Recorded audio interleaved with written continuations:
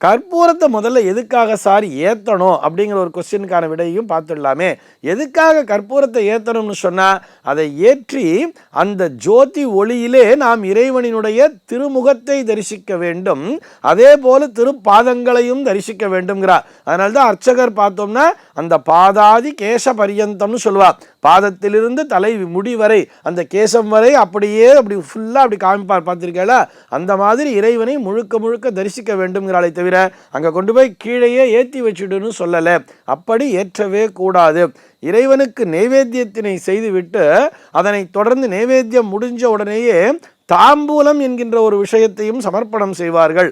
அதற்குரிய மந்திரமாக எப்படி சொல்லுவாங்கன்னு சொல்லி பார்த்தோம்னா, பூக்கீபல சமாயுக்தம் நாகவல்யைர் தளைர்யுதம் கற்பூர சூர்ண சம்யுக்தம் தாம்பூலம் பிரதிகிருஹ்யதாம் என்ற ஒரு மந்திரத்தை சொல்வார்கள்.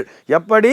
பூக்கீபல சமாயுக்தம், பூக்கீபலம் என்று சொன்னால் பாக்கு, இந்த பாக்குடன் இணைந்த நாகவல்யேர் தளைர் யுத்தம்னு சொல்றார். நாகவல்யேர் தளைஹி அப்படின்னு சொன்னால் அது வெற்றிலையை குறிக்கும்.